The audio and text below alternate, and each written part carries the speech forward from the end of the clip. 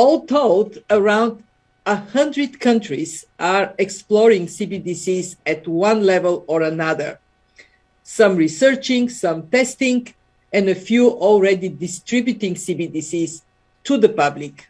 In the Bahamas, the sand dollar, the local CBDC, has been in circulation for more than a year.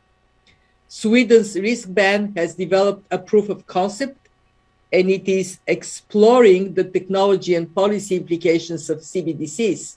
In China, the digital renminbi called e-CNY continues to progress with more than 100 million individual users and billions of yuans in transactions.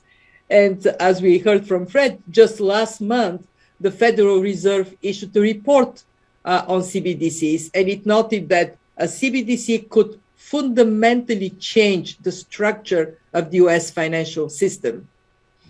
As you might expect, the IMF is deeply involved in this issue.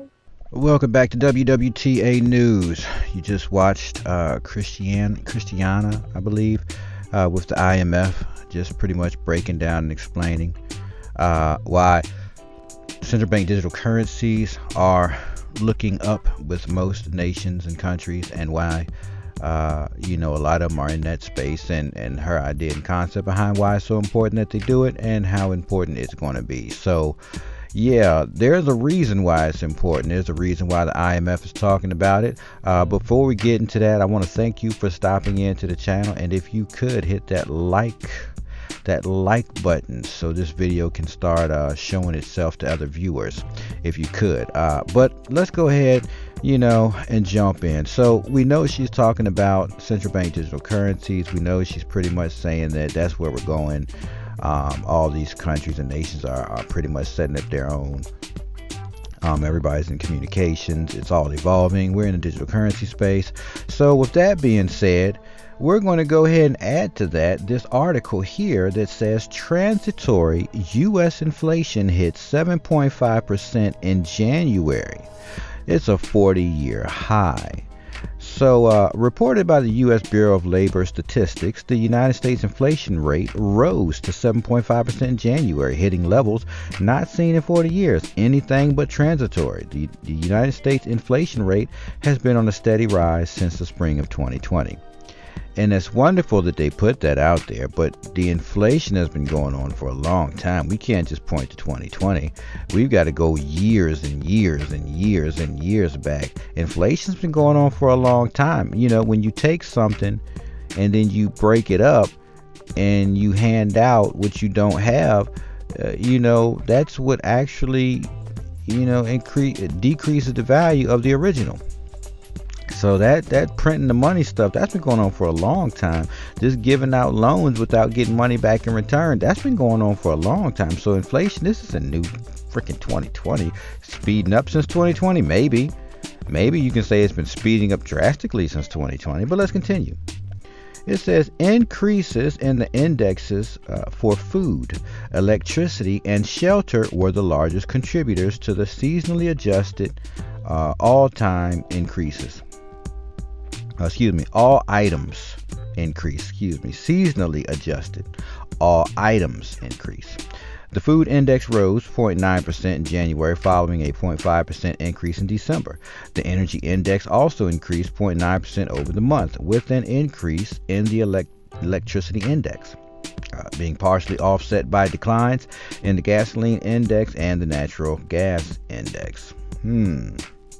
So, when we look at the food and we look at the electricity is coming from natural resources. When we talk about food, well, most of the food that we get in the United States doesn't really come from the United States. So, we're having trade issues. We're having a whole bunch of issues. So, you look at what just happened with Canada. We redid an agreement with Canada on trade, and it didn't look that good for us. And then you saw China saying that they were going to be slacking back on a lot of the different things we trade with them with. So, this is probably why we don't have food. Let's not sugarcoat it.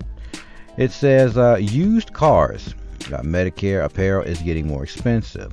Along with the index for shelter, the indexes for household furnishings and operations, used cars and trucks, medical care, and apparel were among many indexes that increased over the month. The index for all items less food and energy rose 0.6% in January, the same increase as in December. This was the 7th time in the last 10 months it has increased at least 0.5%.